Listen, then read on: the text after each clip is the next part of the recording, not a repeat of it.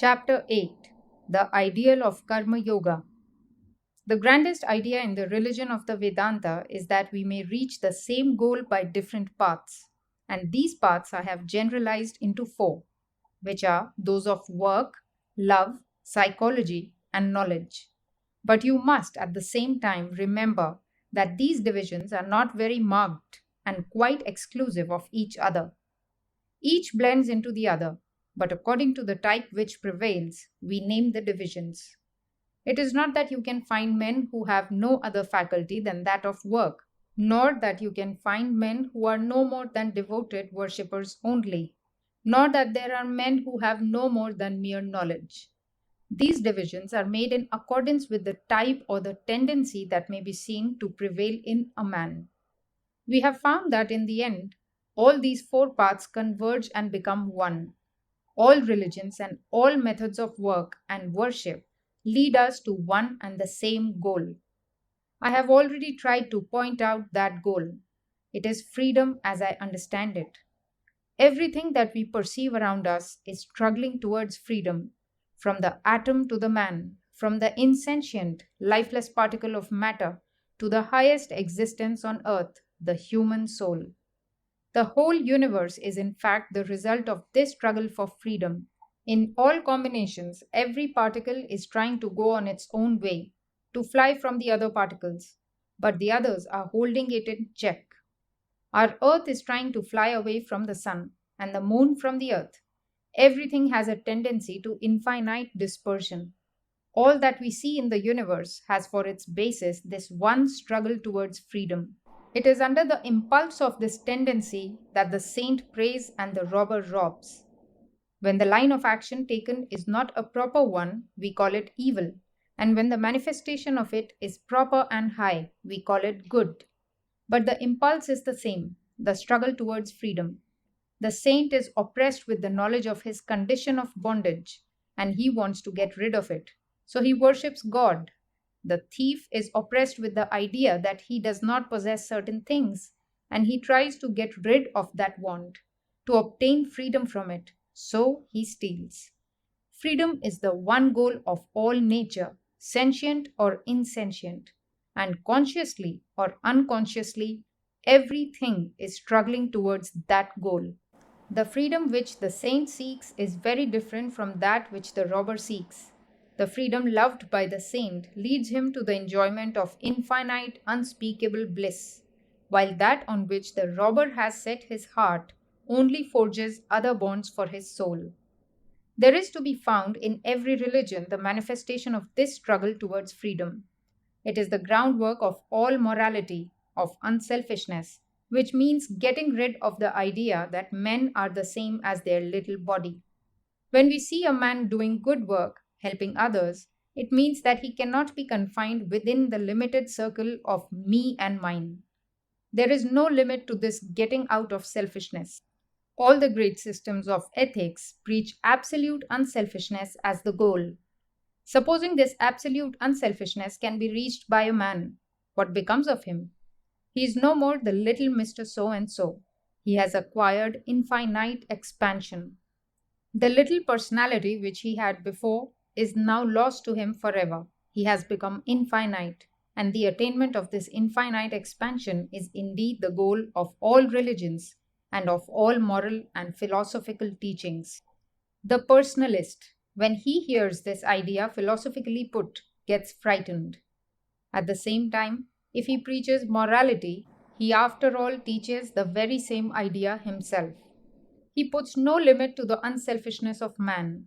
Suppose a man becomes perfectly unselfish under the personalistic system, how are we to distinguish him from the perfected ones in other systems? He has become one with the universe, and to become that is the goal of all. Only the poor personalist has not the courage to follow out his own reasoning to its right conclusion. Karma Yoga is the attaining through unselfish work of that freedom which is the goal of all human nature. Every selfish action, therefore, retards our reaching the goal, and every unselfish action takes us towards the goal. That is why the only definition that can be given of morality is this: that which is selfish is immoral. and that which is unselfish is moral. But if you come to details, the matter will not be seen to be quite so simple. For instance, environment often makes the details different, as I have already mentioned. The same action under one set of circumstances may be unselfish, and under another set, quite selfish. So we can give only a general definition and leave the details to be worked out by taking into consideration the differences in time, place, and circumstances.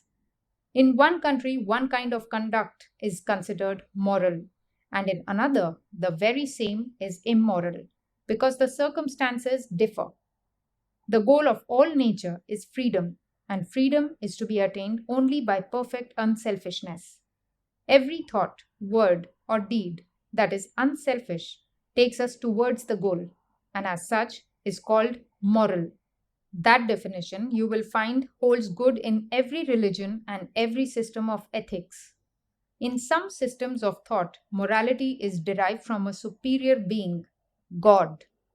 If you ask why a man ought to do this and not that, their answer is because such is the command of God. But whatever be the source from which it is derived, their code of ethics also has the same central idea, not to think of self, but to give up self. And yet, some persons, in spite of this high ethical idea, are frightened at the thought of having to give up their little personalities. We may ask the man who clings to the idea of little personalities to consider the case of a person who has become perfectly unselfish, who has no thought for himself, who does no deed for himself, who speaks no word for himself, and then say where his himself is. That himself is known to him only so long as he thinks, acts, or speaks for himself. If he is only conscious of others, of the universe, and of the all, where is his himself? It is gone forever.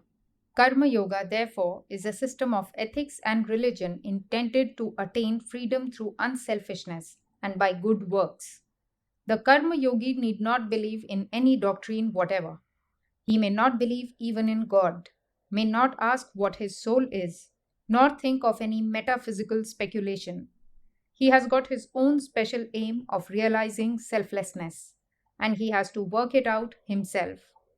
Every moment of his life must be realization, because he has to solve by mere work, without the help of doctrine or theory, the very same problem to which the jnani applies his reason and inspiration and the bhakta his love. Now comes the next question. What is this work? What is this doing good to the world? Can we do good to the world? In an absolute sense, no. In a relative sense, yes. No permanent or everlasting good can be done to the world. If it could be done, the world would not be this world. We may satisfy the hunger of a man for 5 minutes, but he will be hungry again. Every pleasure with which we supply a man may be seen to be momentary. No one can permanently cure this ever recurring fever of pleasure and pain. Can any permanent happiness be given to the world? In the ocean, we cannot raise a wave without causing a hollow somewhere else. The sum total of the good things in the world has been the same throughout in its relation to man's need and greed. It cannot be increased or decreased. Take the history of the human race as we know it today. Do we not find the same miseries and the same happiness, the same pleasures and pains, the same differences in position? Are not some rich, some poor, some high, some low, some healthy, some unhealthy? All this was just the same with the Egyptians, the Greeks, and the Romans in ancient times as it is with the Americans today. So far as history is known, it has always been the same. Yet, at the same time, we find that running along with all these incurable differences of pleasure and pain, there has ever been the struggle to alleviate them. Every period of history has given birth to thousands of men and women who have worked hard to smooth the passage of life for others. And how far have they succeeded? We can only play at driving the ball from one place to another. We take away pain from the physical plane and it goes to the mental one. It is like that picture in Dante's Hell where the misers were given a mass of gold to roll up a hill. Every time they rolled it up a little, it again rolled down. All our talks about the millennium are very nice as schoolboy stories, but they are no better than that. All nations that dream of the millennium also think that of all peoples in the world, they will have the best of it then for themselves. This is the wonderfully unselfish idea of the millennium. We cannot add happiness to this world. Similarly, we cannot add pain to it either. The sum total of the energies of pleasure and pain displayed here on earth will be the same throughout. We just push it from this side to the other side, and from that side to this, but it will remain the same, because to remain so is its very nature. This ebb and flow, this rising and falling, is in the world's very nature. It would be as logical to hold otherwise as to say that we may have life without death. This is complete nonsense because the very idea of life implies death, and the very idea of pleasure implies pain. The lamp is constantly burning out, and that is its life. If you want to have life, you have to die every moment for it. Life and death are only different expressions of the same thing looked at from different standpoints. They are the falling and the rising of the same wave, and the two form one whole. One looks at the fall side and becomes a pessimist, another looks at the rise side and becomes an optimist. When a boy is going to school and his father and mother are taking care of him, everything seems blessed to him. His wants are simple, he is a great optimist. But the old man, with his varied experience, becomes calmer and is sure to have his warmth considerably cooled down. So, old nations with signs of decay all around them are apt to be less hopeful than new nations. There is a proverb in India: 1,000 years a city and 1,000 years a forest. This change of city into forest and vice versa is going on everywhere, and it makes people optimists or pessimists according to the side they see of it. The next idea we take up is the idea of equality. These millennium ideas have been great motive powers to work. Many religions preach this as an element in them, that God is coming to rule the universe, and that then there will be no difference at all in conditions. The people who preach this doctrine are mere fanatics, and fanatics are indeed the sincerest of mankind. Christianity was preached just on the basis of the fascination of this fanaticism, and that is what made it so attractive to the Greek and the Roman slaves. They believed that under the millennial region there would be no more slavery, that there would be plenty to eat and drink, and therefore they flocked round the Christian standard. Those who preached the idea first were, of course, ignorant fanatics, but very sincere. In modern times, this millennial aspiration takes the form of equality, of liberty, equality, and fraternity. This is also fanaticism. True equality has never been and never can be on earth. How can we all be equal here? This impossible kind of equality implies total death. What makes this world what it is? Lost balance. In the primal state, which is called chaos, there is perfect balance. How do all the formative forces of the universe come then? By struggling, competition, conflict. Suppose that all the particles of matter were held in equilibrium, would there be then any process of creation? We know from science that it is impossible. Disturb a sheet of water, and there you find every particle of the water trying to become calm again, one rushing against the other, and in the same way, all the phenomena which we call the universe, all things therein, are struggling to get back to the state of perfect balance. Again, a disturbance comes, and again we have combination and creation. Inequality is the very basis of creation.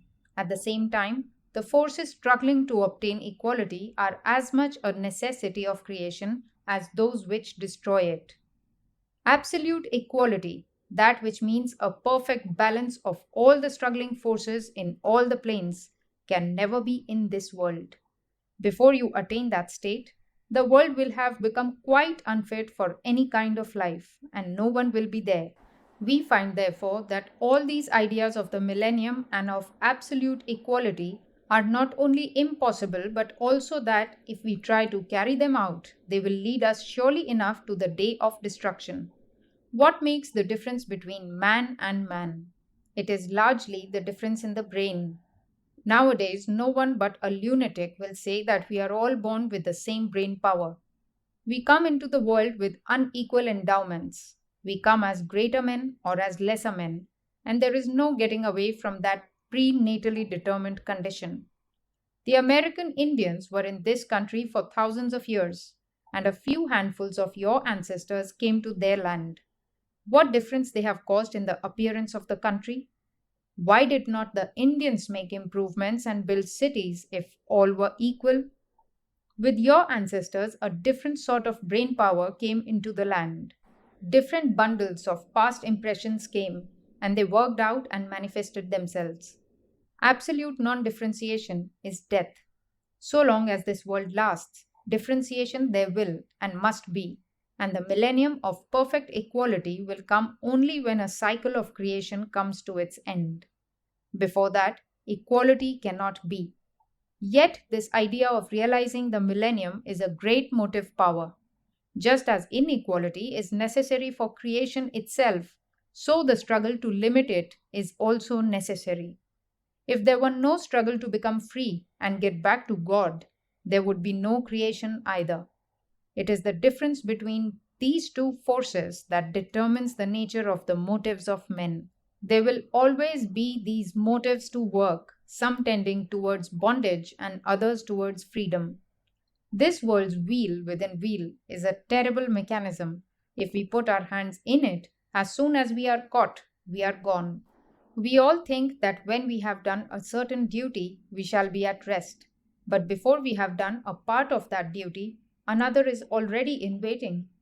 We are all being dragged along by this mighty, complex world machine. There are only two ways out of it.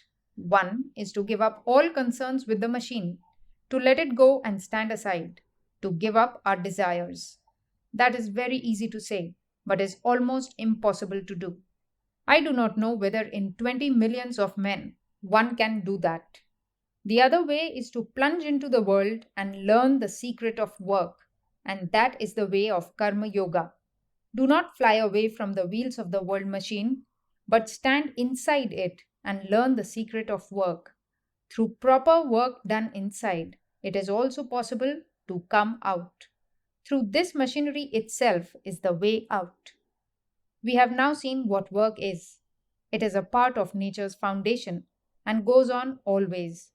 Those that believe in God understand this better because they know that God is not such an incapable being as will need our help. Although this universe will go on always, our goal is freedom. Our goal is unselfishness. And according to Karma Yoga, that goal is to be reached through work. All ideas of making the world perfectly happy may be good as motive powers for fanatics, but we must know that fanaticism brings forth as much evil as good. The Karma Yogi asks why you require any motive to work other than the inborn love of freedom. Be beyond the common worldly motives.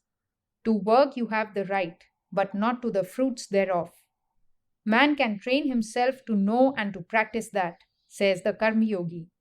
When the idea of doing good becomes a part of his very being, then he will not seek for any motive outside. Let us do good because it is good to do good. He who does good work, even in order to get to heaven, binds himself down, says the Karma Yogi. Any work that is done with the least selfish motive, instead of making us free, forges one more chain for our feet. So the only way is to give up all the fruits of work, to be unattached to them. Know that this world is not we, nor are we this world.